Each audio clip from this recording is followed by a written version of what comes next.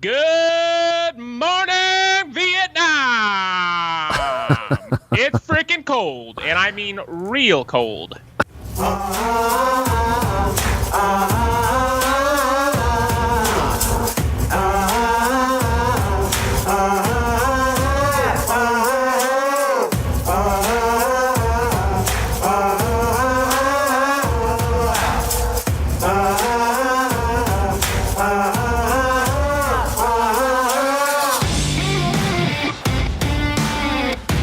What's up, everybody? Thanks for tuning back into episode number 99 of the White Knuckle podcast, powered by Ozonics. Hope everyone enjoyed hearing Todd's voice there at the start of the show. I was sitting here today as I was editing this podcast, and I remembered him doing that on the episode that he did just prior to leaving for his speaking engagements in the trade show out there in Harrisburg. So. I just thought it would be fitting to have a little bit of Todd today. So no real news or updates on Todd at this point.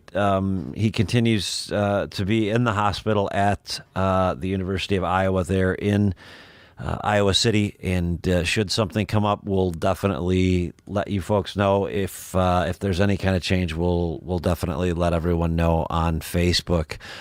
Today we have a guest in Timber Creek Habitat Management that we met at the ATA show this year, and those folks were pretty fun to sit down and talk with. They definitely share a love for the resource, and it was clear shortly after sitting down at the table there and talking to them that this would be a relationship that we would have for some time. So we talked a little bit about partnerships and things of that nature, and we decided the first place that we would start was having a podcast, and that was to talk about what they do best, and that's manage habitat.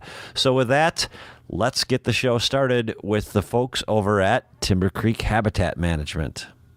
Hey, everybody, what's up? Welcome back to the White Knuckle podcast. Tonight, I have joined with me a couple of folks who are going to give us their expertise on habitat management. And one of them is Hunter McPherson, and the other, Sam Leatherman. They both are with a company called Timber Creek Habitat Management that we actually met these guys down at the Archery Trade Association show in Louisville this year.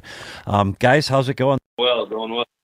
Now, you guys are in southwestern Missouri? Yes, we are based out of Joplin, Missouri. Joplin, Missouri. Okay. And what's the weather like down there lately? Did you have to deal with the polar vortex? We were just south of it. We caught a little bit of it, but it didn't hit us as bad as the other guys. It was pretty rough up here, and I'm kind of getting tired of talking about it. If I saw one more Facebook post with somebody posting a picture of what their radio screen said for an outside temperature, I was going to vomit. It was just cold, and everybody knew it, but everybody saw it fit to post pictures of their radio screen. But anyway, we're here tonight to talk about habitat management. And prior to us getting together, I sent you guys a picture of a piece of property, just a random piece of property that doesn't really have any relevance to any of us particularly, but a piece of property nonetheless. And I wanted you guys to look at it and sort of break it down as though someone came to you, I guess, and said, what can I do based on what you see? And I realize, for the first thing that I want to state is I realize that it's a hard thing for you guys to do because you don't have boots on the ground, and there's really no substitute for boots on the ground. That said, before we get into it, if you first just tell us a little bit, if Sam, you want to go first, tell us who you are and how you got into this, where you're from, all that good stuff, and then in just a little bit we can get into the nuts and bolts.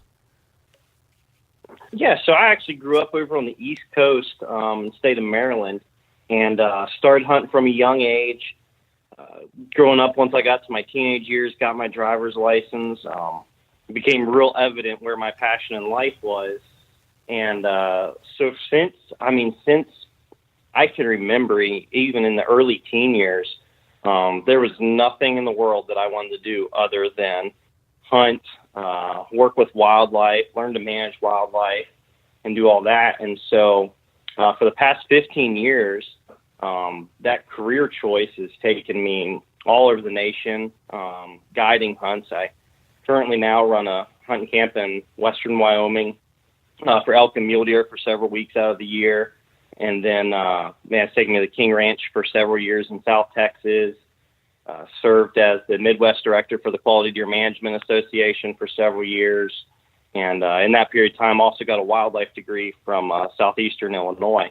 And so the past 15 years have been a whirlwind, and ended up here in Southwest Missouri working with Timber Creek as of the beginning of the year, and just real excited for what the future holds and how much they're already helping clients and where we can go from here. Awesome. Well, that's quite a resume. There's a lot of miles on the old Ford. I bet there is. Hunter, what about you? Actually started my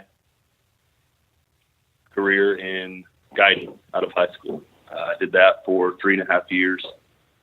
And then I went into this habitat management side when Timber Creek was first starting out. So I've been doing this for almost 2 years now on the habitat management side. Cool. How did you guys all end up at Timber Creek, or how did Timber Creek come about? Because if I remember correctly from speaking with y'all at the ATA show, you're not necessarily just a habitat company or habitat restoration or habitat improvement company, correct? Correct. We are umbrellaed under a large company, which is Asbel Companies. And in that, there are 7 divisions. We have an excavating division. They do mass grading, storm sewer, sanitary sewer, building pad construction. We have Asbel Trucking, which mobilizes all that equipment. We also have Meridian Oil and Equipment. They do railroad friction management. We also have Compliance One. They are environmental consulting and emergency response company. Okay. We have DF Rail Group. They specialize in rail scrap purchasing and removal. Then we have, in my opinion, the best one of all, Timber Creek. And we're kind of a one-stop shop for habitat management. And when you say one-stop shop, what is it that you mean, I guess?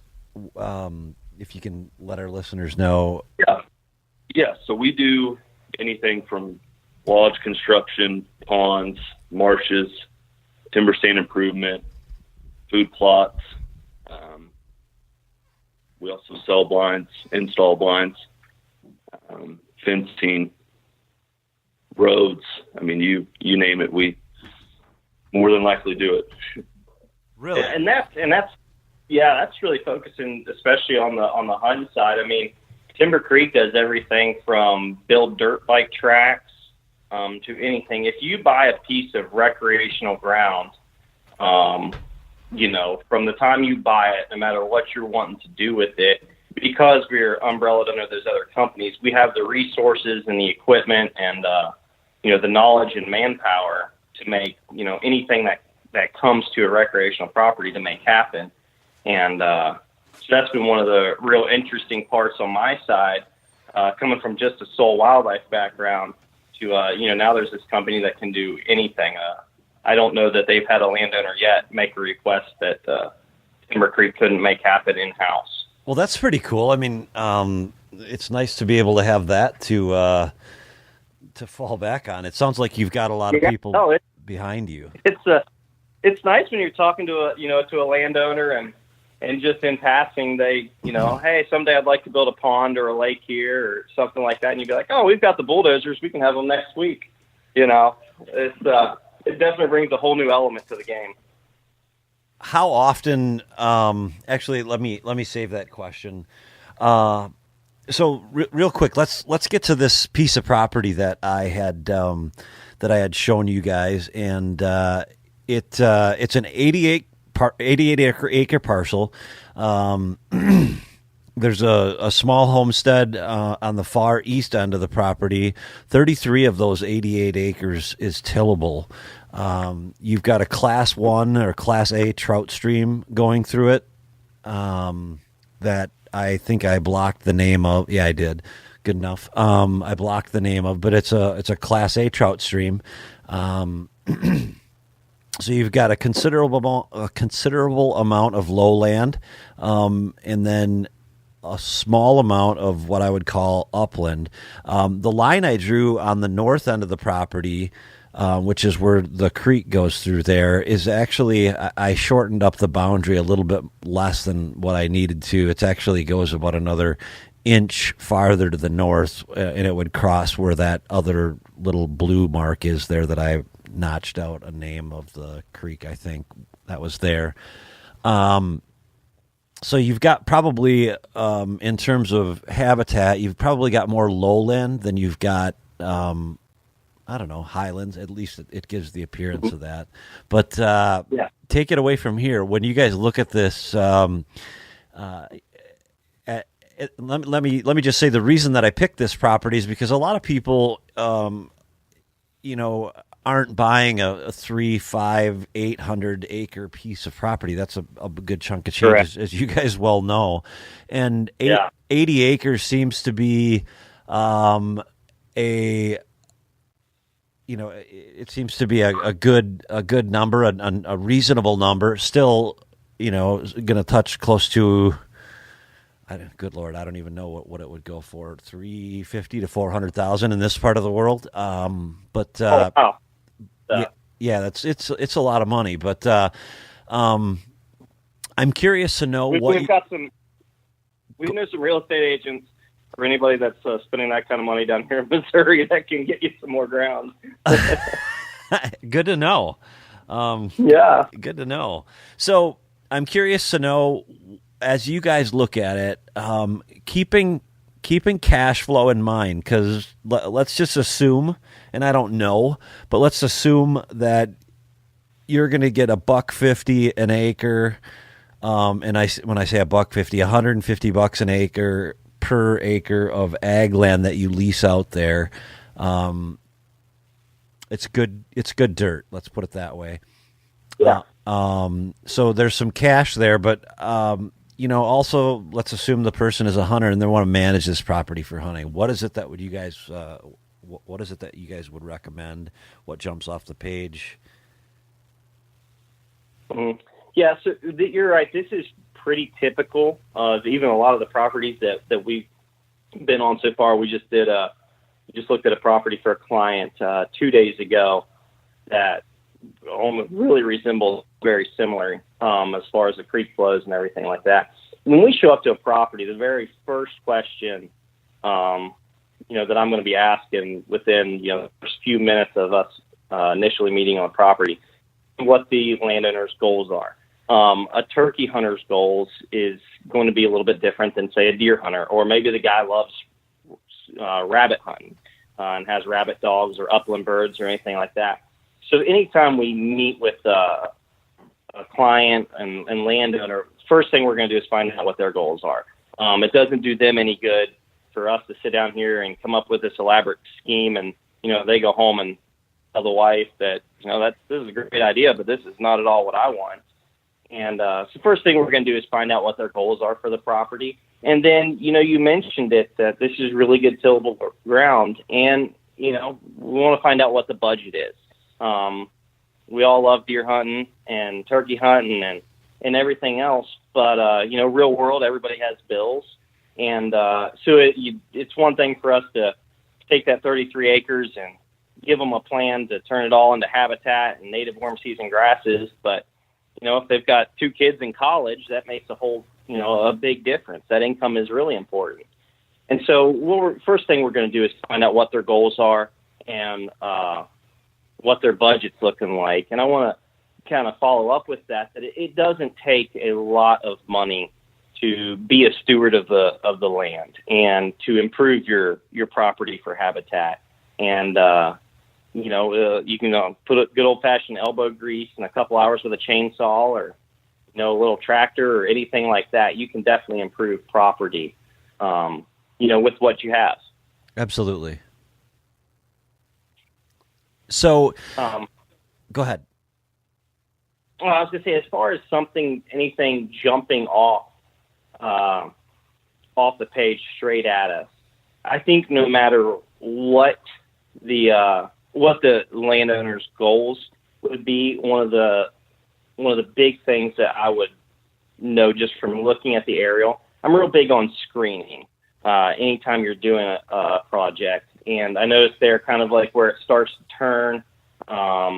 They're in the south central part of the property. It looks like there's a pretty big exposed field. Mm-hmm. One of the first things that we would do is, say we're riding the Ranger down and we're riding along that road. I'm real big on let's go ahead and give the wildlife area and screen that off. And let's make it, it could be as innocent as, a family out on a Sunday evening ride, going down a dirt road. But as soon as they stop, they blow all the deer out of the field. And so a little bit of screening, keeping your wildlife feeling secure, and separating where the humans are from where the wildlife is can really go a long ways. Okay. How would you go about screening? Again, we're gonna hop back into that budget thing. Again, it's great for me to tell a guy to, go buy some evergreens or some arborvitaes, or, at $20 a tree, plant them 4 feet apart, all on that road. And in 5 years, you'll have this big evergreen screen that, nothing can see through. Real world, real talk. That's quite an expense, just to block off a road. Right. There's a lot of things that come up for hunters, especially here in the last few years, have gotten popular, like Egyptian wheat. Mm-hmm. Maybe something as simple as leaving a few rows of corn standing. Sure. Just anything to separate that road, again, where the people are from where the wildlife are. Just give the wildlife a little bit of peace and quiet, and leave them unmolested, and they will favor your property a lot more than if they were having to jump back in the timber every time a car goes by. Okay. It from the looks of things on this map, there doesn't appear to be a lot of food anywhere close to there. So it appears as though, you're kind of the center of attraction in terms of food there, aren't you? Yeah, that's one of the things, Hunter, as soon as you pull up the map, from the screenshot you sent us, if you zoom all the way out, you're right. It doesn't seem like there's a whole lot of agriculture or anything like that. Any wildlife manager in the world is going to say the same thing. Well, without being there, I can't really tell you, what there is to browse in the timber. But if we look past that and just assume it's a typical piece of property, somewhere in the Midwest or anywhere in the country, really, and we just assume that it's a normal piece of property, yeah, you're absolutely right. I mean, there's not a lot of food. You've got a big thicket up on the north side of it looks like, and a food source could definitely be a major attraction for an 80-acre piece like this. With the understanding, you're not going to hold a big herd of deer on this property. They're going to use your neighbors too. So let's give them a piece of the puzzle that's missing. Okay.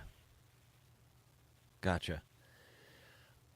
Yeah, it's not all that uncommon. It's actually uncommon for this part of the world to not have food readily available. It's actually a little bit out of character for at least this part of Wisconsin to not have a crop field in every 80 acres.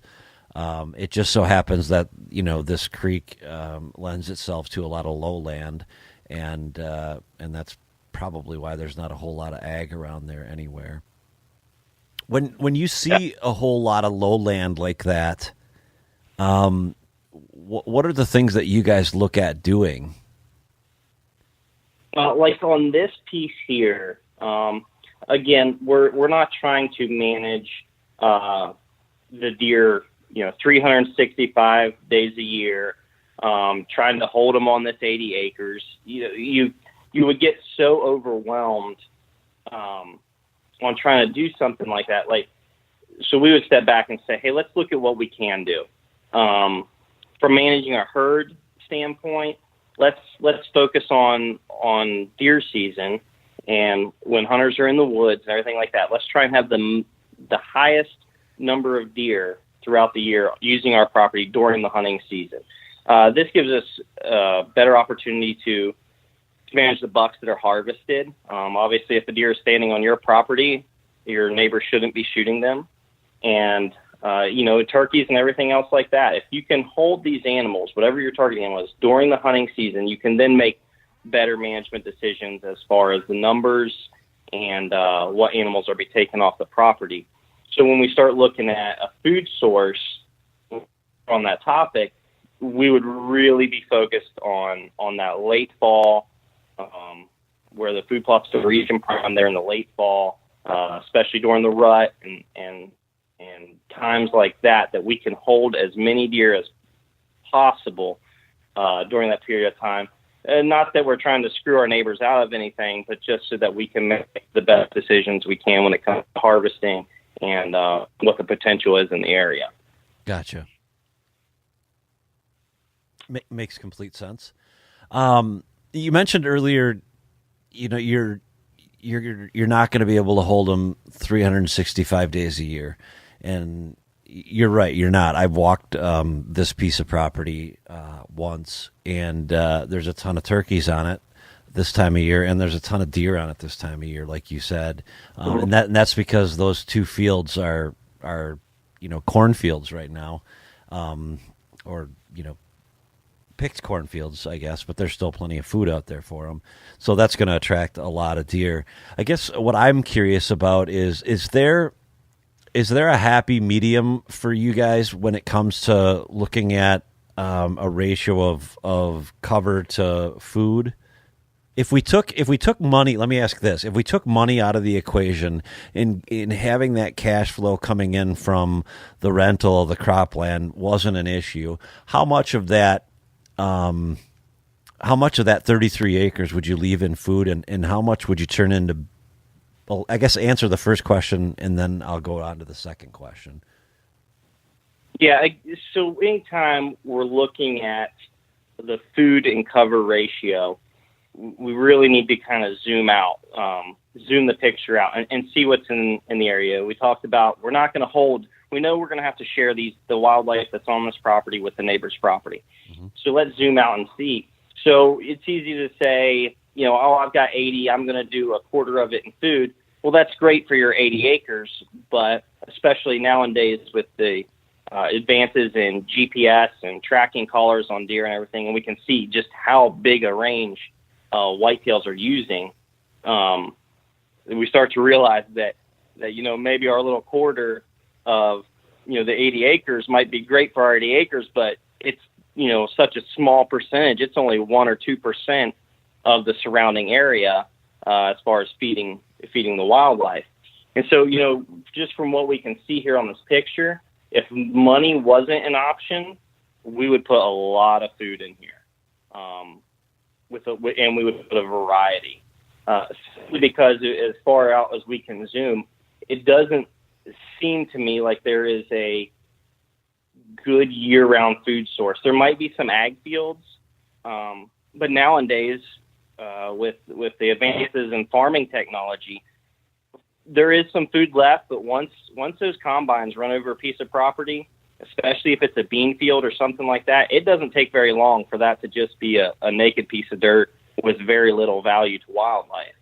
And so if money wasn't an option, and from what it looks like in this picture, how much cover there is available to the deer, we would put a heavy focus on that food source and make sure that we're putting a variety in there that we can really feed these deer to where we become the hub, the golden corral of the area. You broke up when you said what it was that you would do?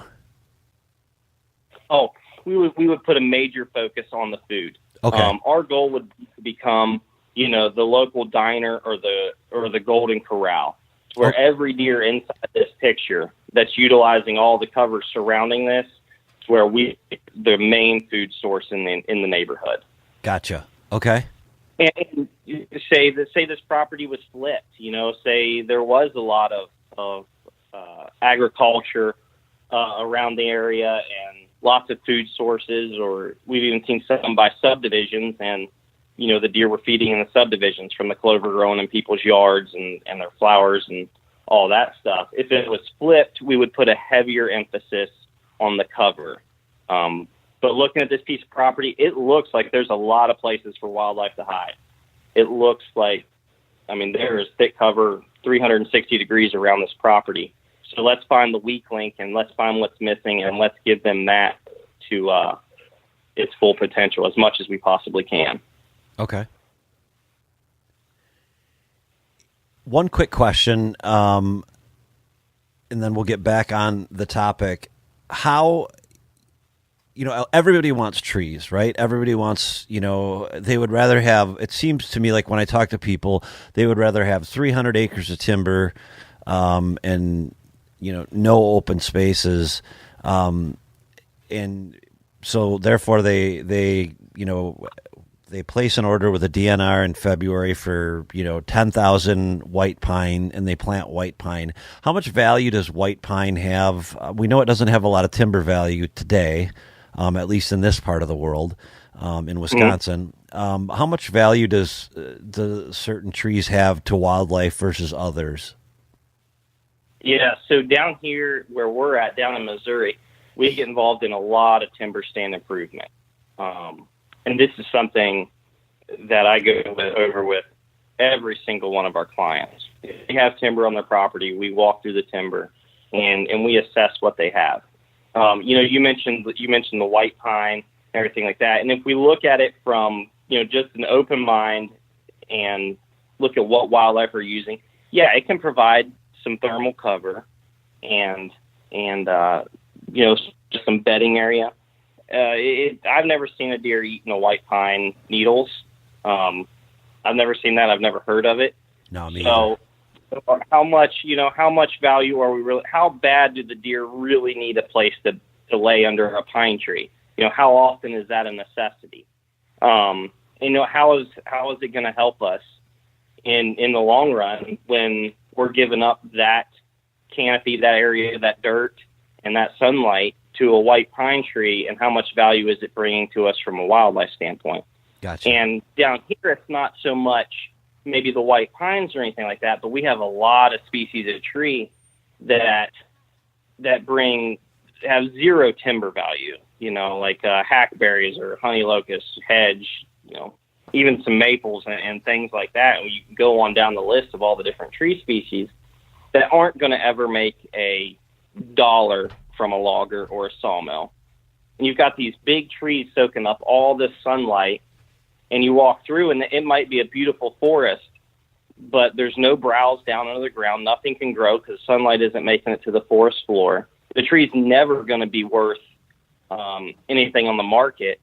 So, I would beg the question, why do we have this tree? If we're not going to make money on it, it's not helping our wildlife. It's doing nothing for us other than, just standing there being a tree. Right. Man, I'm big on if it's not helping make money or helping the wildlife, I strongly encourage our clients and landowners to let's go ahead and get rid of it.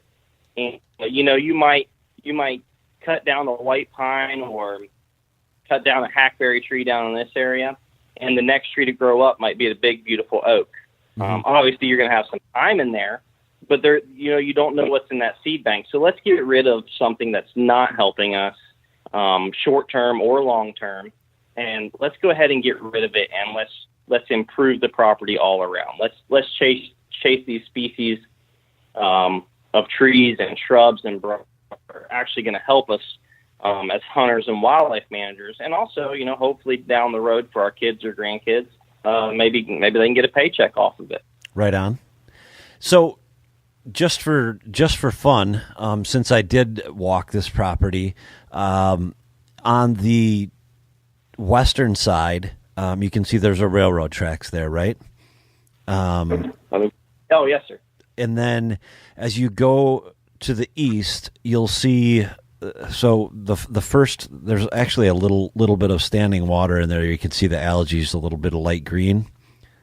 Yes, sir. Yeah. Okay, so you can see a distinct transition line there, right? Mm-hmm.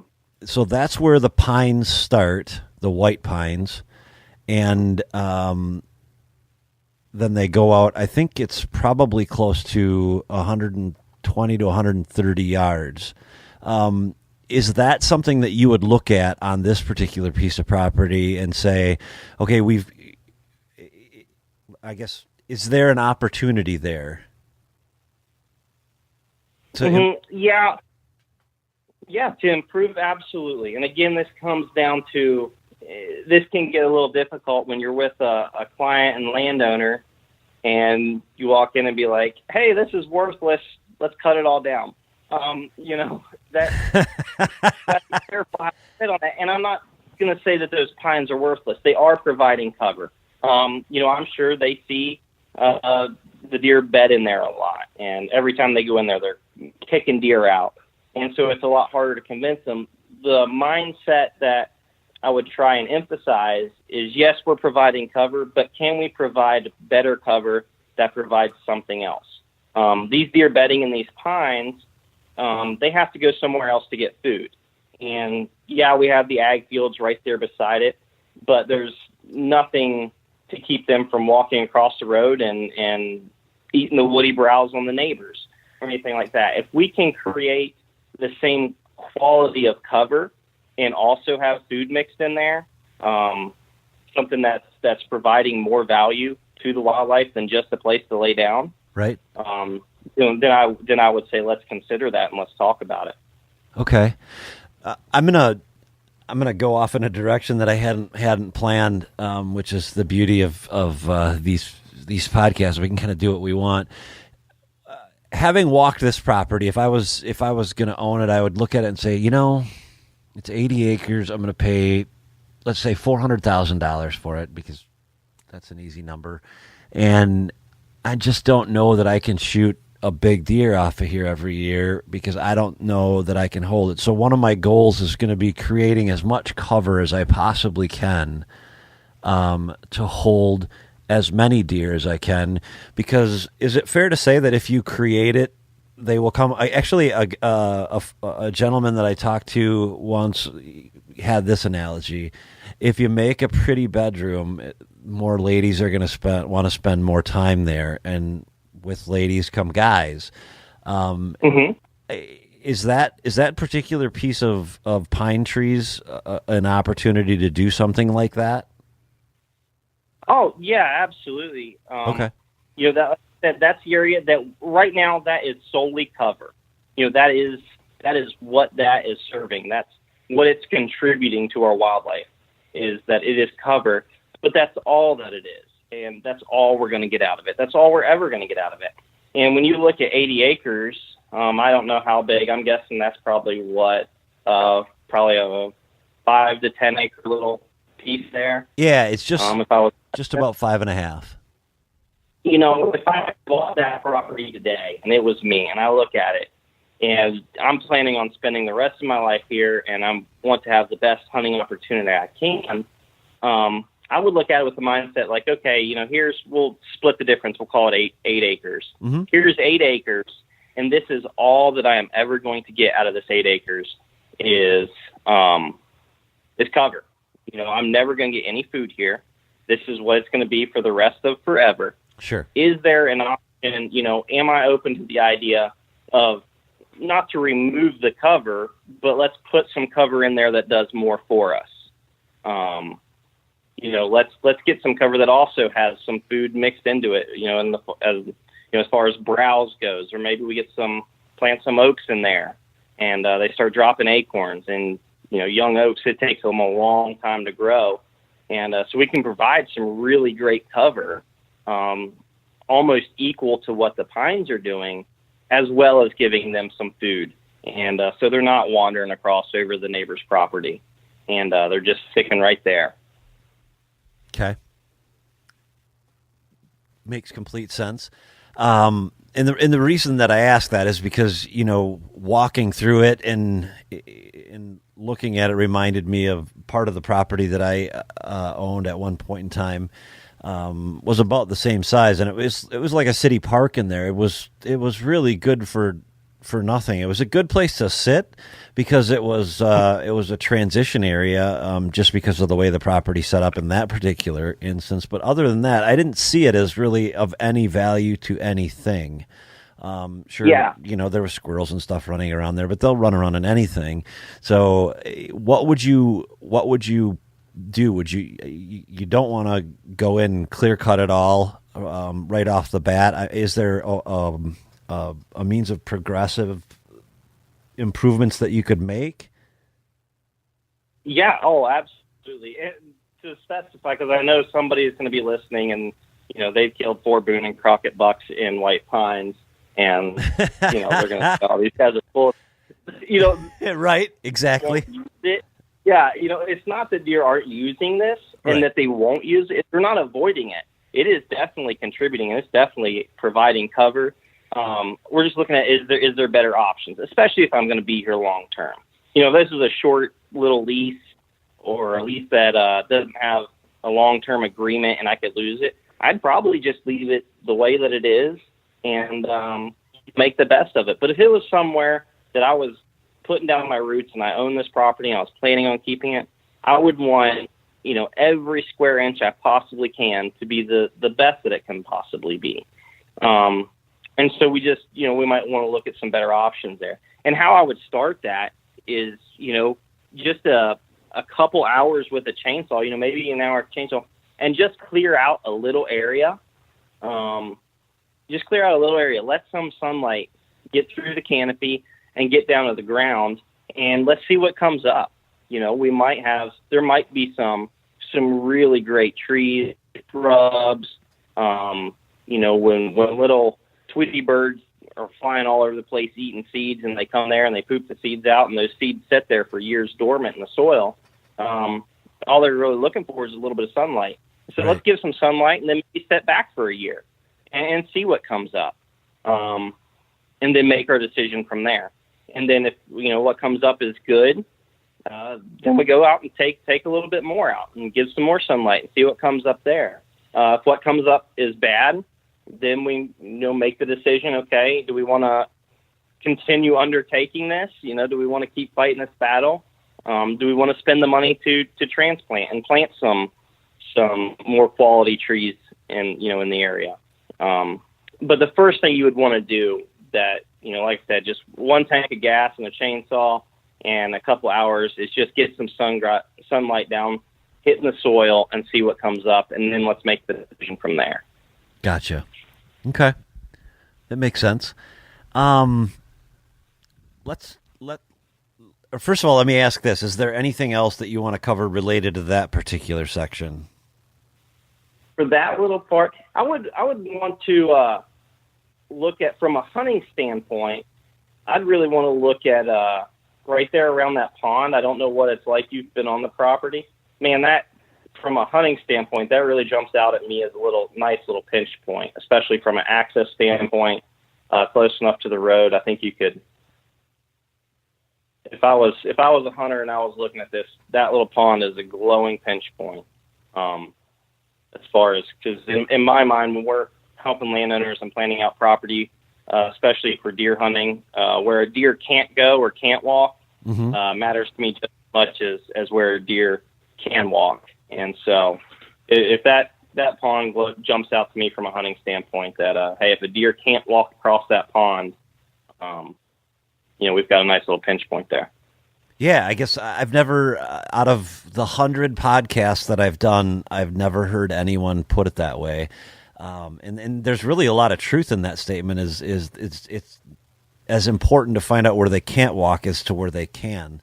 And I guess it's common sense, but it's a good way of thinking about things and helps you probably identify those pinch points and things like that. I guess in looking at this property, just from a bird's eye view, it looks like it looks like an easy place to hunt to me. Does it to you guys? Yeah, I think from an access standpoint, there's one issue that I really see from the access standpoint, and that's anything up here along the north side, up along the creek. Yep. You have a wide open field to get across. And so why that matters is, especially on the deer hunting side, is we're giving them another sense that they can use to detect us. We can't know. If the deer's downwind, he's going to smell us more than likely.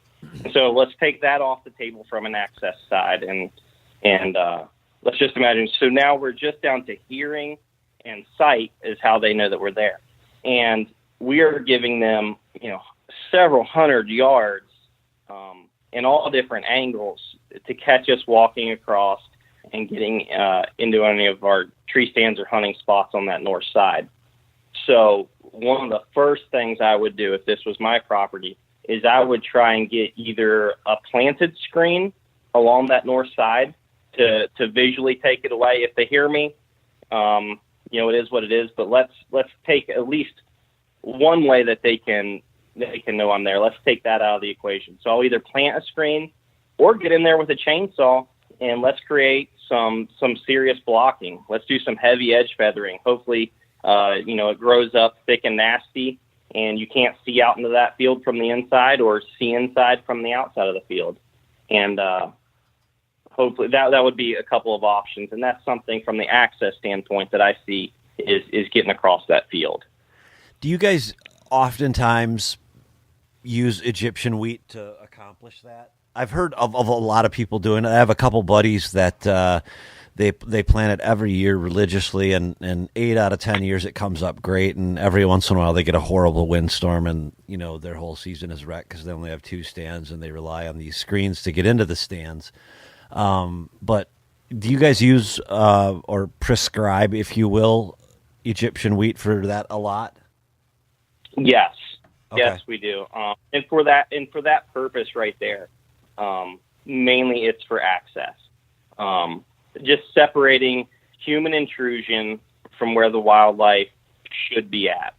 And the Egyptian wheat isn't a fix-all, but for the average person, like I said, going out and buying arborvitae trees and planting a big, cedar screen or something like that, financially, that'd be a pretty large undertaking. Right. So from an economical standpoint, Egyptian wheat is a really good option, and it doesn't take a rocket scientist. You don't have to be a lifelong farmer to get it to grow. And when it does great, it does exactly what it's supposed to do. And like you said, the years that it fails, it is what it is. It's part of farming for wildlife. You're going to have some bad years. So, right. Yes, we do utilize Egyptian wheat quite a bit. Okay. I want to go in another direction, if that's okay with you guys, and just because it just popped into my head. So, you've got a significant amount of crops there, and let's just say for conversation's sake that you've got probably a destination food source. And there's not a lot of places for them to stop to have a bite to eat in between other than natural browse. Mm-hmm. When we talk about habitat improvement, I swear everyone always goes to hinge cutting or something like that. And there's value in that. Yeah.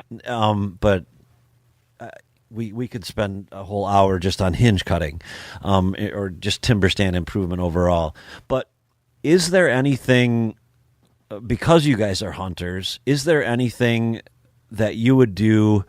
I need to think about how to frame this question. Is there anything that you would do, keeping in mind that you want to minimize the amount of ag ground you eat up by, doing anything? Is there anything that you would do to funnel the deer one way or the other once they get in the field? Because let's all be honest, sitting on an ag field and watching 30 acres is great because you're probably going to see a handful of deer. But the chances of them walking by you are, I don't know, like hitting the lottery, I guess. It can happen. You see it all the time on TV, but it's not realistic often. Would you agree? Yeah, no. I think where you're going with that, say we hunt either one of these fields and we have a tree stand along that north edge, along the edge of the field. Yep. And essentially there's 2 ways that if I'm a bow hunter and I need this deer inside 40 yards, there's two ways that I can tip the odds or increase the odds that happens. One of them is going to be attraction. I attract him with something to pull him over to come to a certain spot inside that 40-yard range, whether that's a mock scrape, a feeder where it's legal, a small food plot, something that attracts him over. The other thing that I can do is we're going kind of back down here to the pond concept, is I can create places that he can't walk. And, I can go in there with a chainsaw and I can make it extremely inconvenient for that deer to go out into that field somewhere other than my tree stand, if that makes sense. Mm-hmm. So if you picture this field, say you've got 200-yard stretch of just your hitting big timber, like a sieve. There's, deer trails coming out it everywhere. And essentially it's a roll of the dice on which of the 25 deer trails, the buck you're after is going to walk out on. Right. But if I take that 200-yard area and I picture a tree stand somewhere along that 200 yards, if I can shoot 40 yards in any direction, now I need, of that 200 yards, I need the deer inside this 80-yard section around me, if you're tracking with me there. Yep. So I'm in the stand, I 40 yards either direction. So all I need to do is I need to make it extremely inconvenient for that deer to walk through the other 120 yards. So I would go in there with a chainsaw. I've got friends who have used snow fence. I've got a good friend of mine that used an electric fence, watched the deer do the same thing 3 nights in a row on the other side of a field, and that day he went up and put an electric fence up, and that night shot him. Just something to make it inconvenient for those deer to come out anywhere other than where I want them. So those are really the two options you have. I can either attract them to where I need them to be, or I can discourage them from being in other places. Okay. How big of a deal, in your opinion, is water and water features? I realize on this property it's not, because there's water everywhere. But let's say you're in southern Illinois, for instance, and you've got a little bit of timber in every square, and you've got no water. How important in you guys' experience is it to have water? How big of a deal is it? I'm going to back on my experience now. I know there's a lot of wildlife managers and some really smart people, and who are very good at what they do. And they prescribe water holes all over the place. Right. And are really big on them. And I would never argue with them on how important the water is to the whitetail. However, I go back on my experience down in South Texas on the King Ranch. I spent 5 years down there, and if water was important, as I think we tend to make it out to be in our minds, if we were down there, all we would do is sit on every water hole, because there's only one water hole for every couple thousand acres that the ranchers have made for those, for the cows. So if deer needed those water sources as bad as sometimes make it out to be, when we were hunting down there, we just sit on water holes and could shoot any deer that was on the property. Real world, however, it didn't work that way. Right. We could set cameras up, and I'm not saying the deer never used the water holes. They did. However, you could set up a camera and get a picture of a buck one night, and it might be days or even a week or two later that he was back to that water hole, and it might be the only water hole source within 1.5 miles or 2 miles even. So I think I'm not, again, I would never argue with somebody over this, but I look back at my experience, and I look back at what I saw in places that water was an extreme scarcity, and I just didn't see it in my experience that deer needed to hit that water every single day. Okay.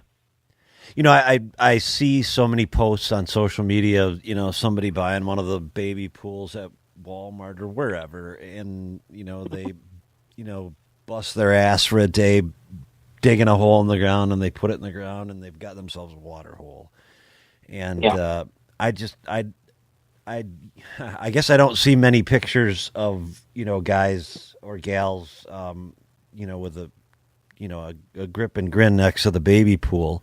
And that's not to say that there's not value in what they're doing. Yeah. I'm just more curious on how big of a deal is it? Like, am I missing the boat? Like, I hunt in the driftless region in southwestern Wisconsin. It's straight up and straight down. And there's going to be water eventually at the bottom of one of those hills, But, is there value to me? Should I put a water hole on the top of the hill? Because, that's where deer are going to bed, and that's where the easiest access is. And I suppose there could be a case made for either way. But I think what I'm hearing you say is that it's important, but it's not going to be a game changer. Is that fair? Yeah, I think if we look at it and like, okay, I've got a free Saturday afternoon and I want to do something for my deer. I'm excited for hunting season. I want to, do something for my deer. And, if your property doesn't have anything else and putting a water hole in would make you feel good, absolutely. And I'm sure somebody somewhere has killed bucks over a water hole. I'm not saying that it doesn't happen. I would argue that, hey, if we're going to take a few hours, put some serious elbow grease and a whole lot of sweat onto our property, improving it for wildlife, I think I'd take a hard look at some other stuff before I'd go digging a hole and putting in a water hole. Again, not saying that it's a bad thing. I'm not saying that. Just in my experience, I don't see the need for a whitetail deer to go to that water hole every single. If that was the case, I feel like you said on social media, it kind of gets made out to be this magic pill. And if that was the case, we would have grip and grins all the time by water holes. We would have figured out now that, hey, if you put a water hole in, all the big bucks come in and you shoot them there. It just simply doesn't work that way. Right. And so it would be a good practice. But is my time and my money, do I have something else that I can improve my property even better than, say, taking the time to do a water hole? Gotcha. Well, I've taken nearly an hour of time. It seems like these shows go by so quickly, but I wanna ask a couple other things, and primarily it's because it's a question I really never got answered being a property owner. And that is in let's just call it the northwestern section of that piece of property. There's a lot of lowland. And let's assume the majority of it is canary reed grass and maybe some dogwood, whether it's red osier dogwood or whatever the case may be. Is there anything that you guys would prescribe if I said, hey guys, I've primarily got canary reed grass in there. What is it that you guys would go in there and do? Again, I'm sure you've got to take into account the fact that it's lowland and the DNR is going to have something to say about exactly what you would do. But is there anything that you would do to make that a better bedding area? Because the way I look at it is that's probably 6, 8, 10 acres of good habitat there that in a lot of cases, if it's canary reed grass, is anything really using it? And if they're not using it, what could you replace it with? Yeah, I don't want to speak it because there's somebody around that's dealt with a canary grass a bunch. I haven't dealt with it a lot. Okay. So I don't want to step across the line that somebody's going to, comment under the podcast like, oh, no, if you do this. I don't know. The first thing I'd probably be interested in is maybe a fire. I don't know how it responds to fire, or if that just makes it mad and it grows back 10 times worse. If we had a client right now and they were on this piece of property, you're walking around, I would tell them I would get back with them, and I would call the local biologist in that area. And I would say, what have you seen done on other properties. What has worked, what hasn't worked, because it's not something I've had a lot of experience with. So instead, let's try and if we can skip that trial and error phase of absolutely. doing things that don't work. And this is something that, it doesn't take a professional consultant to tell you. I think that's something I strongly encourage everybody I talk to is when you get something like that, the first call your local private land biologist, or maybe NWTF or Pheasants Forever has a biologist there. Call them and just tell them what you got and ask if anybody else has dealt with it and what has worked and what hasn't, and see what they say. Because, like I said, it's something that I haven't dealt with. It's going to be a trial and error. And we might spend several years getting it figured out, where I would have been a phone call away from getting it right the first time. Mm-hmm. So in lowlands, is there a, I guess on the average, is there a good species of tree, grass, whatever to plant? Let's assume that we got rid of the canary reed grass, and I honestly don't know the answer either, because I just used Roundup and that it just came back the next year. But let's assume that you could get rid of it. What would you prescribe to put in there to make it a better piece of or better, I guess, putting it to use more? Mm-hmm. I would start looking again at trees that can give you the cover plus the food. Anything we can do to make, especially, I'm speaking towards whitetails here, anything that we can do to make it readily available for the whitetail so that it's not walking somewhere else to get it, I'm going to be all about it. Because the more I can hold those deer on the property, whether that's a buck or a doe, like you said, if you make it nice, the ladies are going to come. If the ladies are there, the bucks are going to come. Right. If I can put something in there, as far as, maybe it's as simple as getting a bunch of little bare root oaklings and putting them in with the dibble bar and seeing how they respond. Maybe where it's at that, the trees won't take on that well. And you got to look at some kind of native grass that'll, respond well, and you can make some seeds in there, some forbs and legumes and stuff that the deer can eat. I know this isn't not giving you the magic pill, and I'm not trying to give you a political answer, beat around the bush.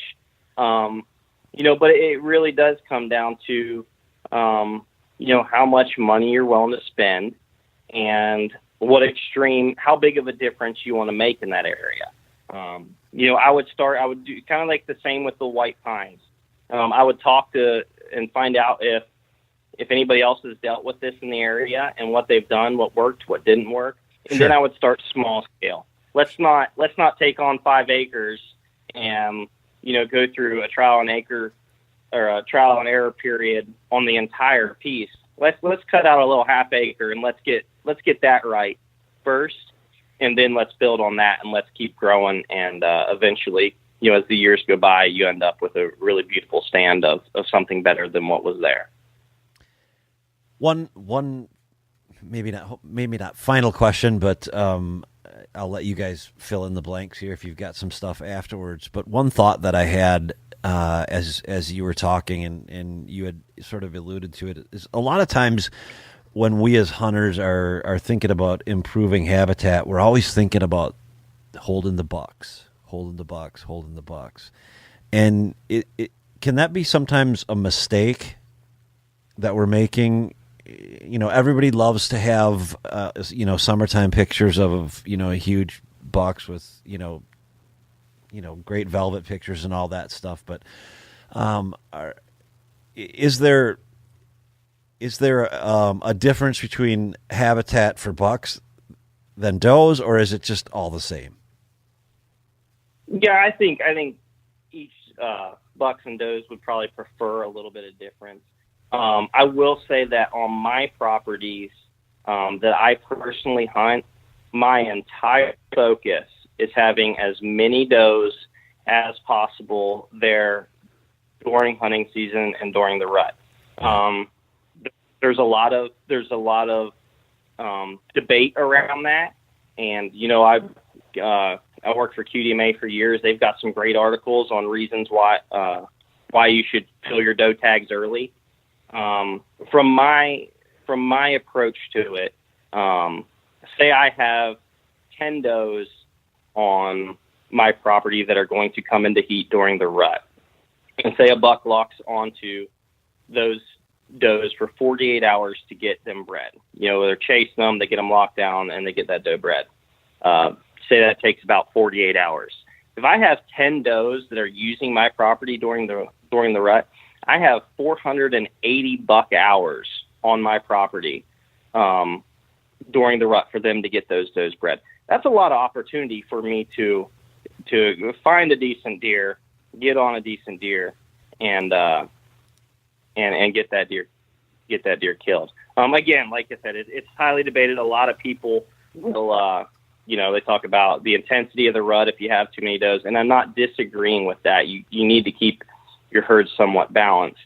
But when it comes to holding, when I want to hold deer, if I am looking at it from a hunting standpoint, I want to have as many does as possible on my property when that rut starts to kick in. I don't care on my personal properties. I don't care where they're at in the middle of summer, as long as everybody shows up in that October, November, December timeframe. Right, because that's really when it matters. I mean, yeah. Let's be honest. So let's talk about Timber Creek for a minute, because it seems like y'all have the ability to do just about anything, even build a ski hill, it sounds like. We haven't done it yet. All right, well, there's an opportunity for you. There's maybe a niche. But tell us really quickly about all of the different services that you can provide, and then if whoever, whether it's you or either one of you, what services do you guys specialize in, and then where can we find out more about you? So the best way to see what all we have to offer is through our website. It does a great job of breaking down every service that we can provide, and it also has our contact information on there. Perfect. And I'll put a link to your website in the show notes rather.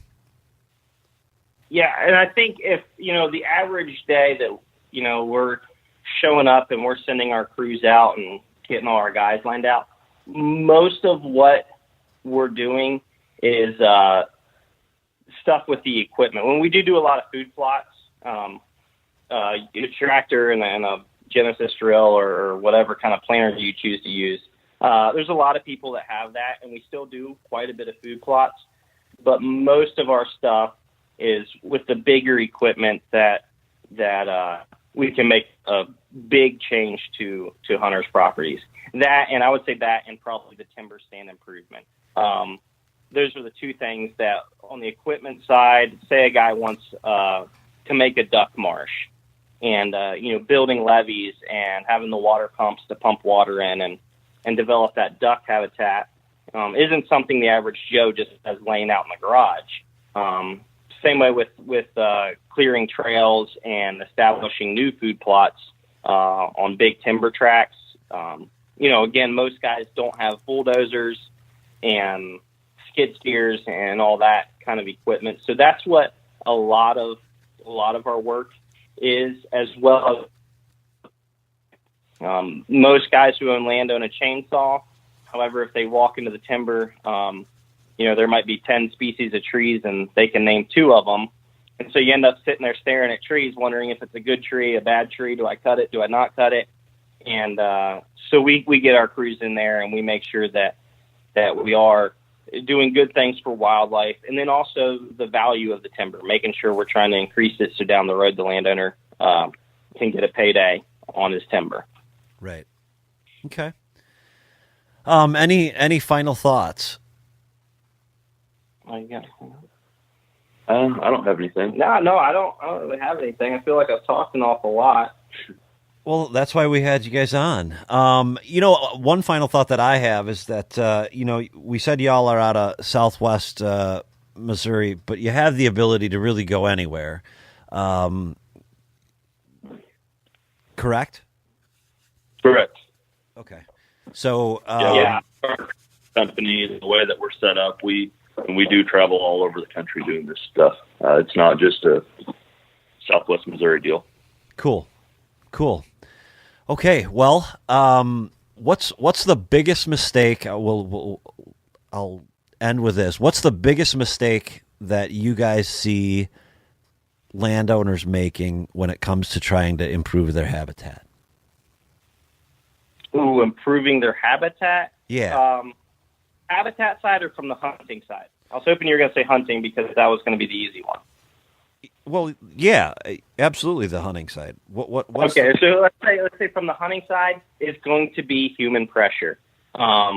Without a doubt, we've gone in and you can write the greatest, the best management plan that's ever been written, have the very best food plots, the very best stands of timber, the best cover and everything. Mm-hmm. And if you've got hunters that are just going in there and blowing deer out and blowing deer out and blowing deer out, all of that was worthless.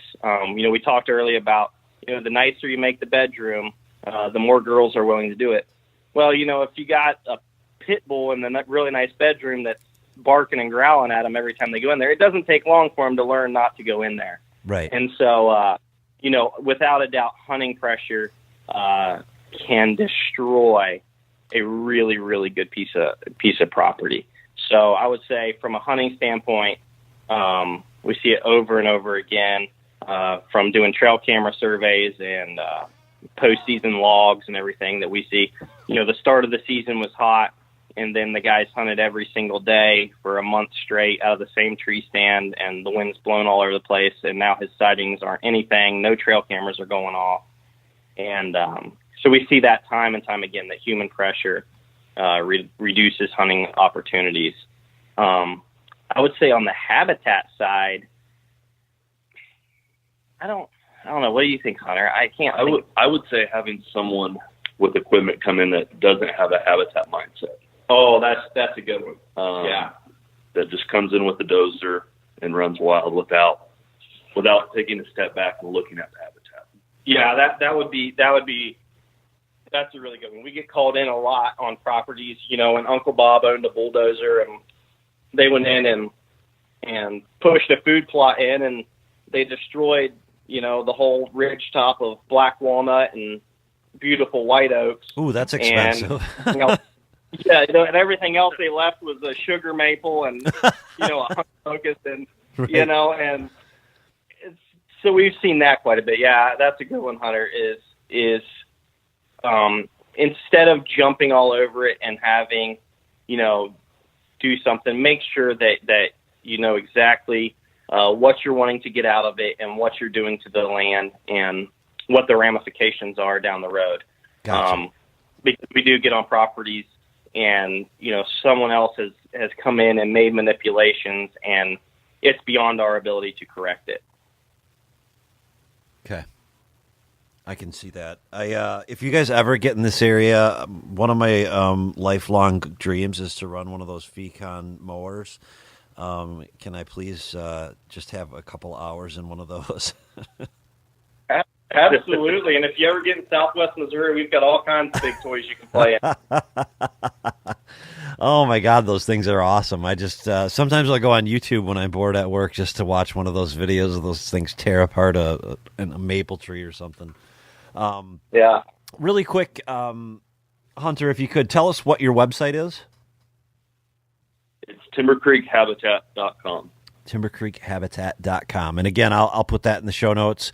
Well, thanks, guys. We accomplished. You can also find us on Facebook and Instagram as well.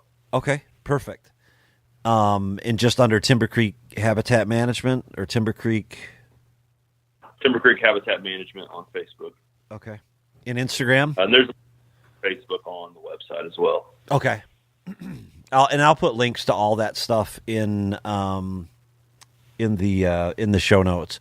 Well, that's all I've got, guys. Anything else? No, I think we're good. I think we're out of breath and we're both out of water. Well, out of breath and out of water is definitely a good place to end the show. Thanks again to the guys over at Timber Creek Habitat Management for taking the time to do that show with us. We definitely have had a lot of great feedback about the shows that we've done recently on habitat management. I believe for the month of March, we're probably going to focus a little bit on turkey hunting, a little bit of shed hunting, a little bit of everything. So, honestly, right now everything's kind of up in the air. Obviously, with everything that's going on with Todd, we're just not 100% sure what's exactly going to take place. So, stay tuned in and stay plugged in, and we'll update you as things happen. But that's the plan right now. If anyone has any show ideas, please, definitely let us know. Give us a note on our Facebook page. You can send me an email, jason@whiteknuckleproductions.com, and we will try and make whatever guest happen that you would like to hear. With that, we'll begin to close out the show for the day. Before I do that, I just want to remind everyone that this coming Saturday in Des Moines, we will be at the Tree Thrasher booth, the Tree Thrasher White Knuckle booth. I don't know that we'll be recording a podcast there or not. It's entirely possible. If anyone has any ideas or anything that they want to stop by and tell us, be sure and stop by the Tree Thrasher White Knuckle booth at the Iowa Deer and Turkey Expo. Also at the Iowa Deer and Turkey Expo, we're going to have an auction for Todd, Katie, and Baker, just to help them sort of begin to cover some of the medical expense that they're going to incur as a result of this horrific accident. It's going to be held at the Iowa Convention Center there in Des Moines, where the show's at. We're going to have it at 6 p.m. on Saturday night. If you're not able to be there and you want to bid, please get in touch with me via the page where we have it on Facebook, the auction page on Facebook. Get in touch with me there. I will have someone get in touch with you as a means of bidding. While the auction is going on live, we'll just get a cell phone and get you hooked up that way. So any questions, don't be afraid to ask. My cell phone number is on the page, or just email me or email the show itself, and we'll get back to you one way or the other. If anyone has anything that they want to donate, also please don't be shy. Let us know. Thanks again to everyone. The support that we've gotten has been nothing short of incredible. So Todd had a huge impact in this industry, and I don't even think that I understood it until this horrible accident happened. But I guess right now we're all pulling for Todd and hoping for great things, and at the same time I'm just thankful for all of you guys and what you've done, and all of the industry people and what they've done, and the money that has been raised has been nothing short of incredible. So I'll quit rambling on and end the show for today. Before I do that, a big thanks to Ozonics and the rest of our partners. Ozonics helps us make this show happen, and we just straight up couldn't do it without them. So for that, we are absolutely grateful. So I hope everybody has a great week. I hope we see you all in Des Moines on Friday, Saturday, or Sunday. Hopefully Saturday night at that auction. And again, give us a shout if you need some help. Jason out.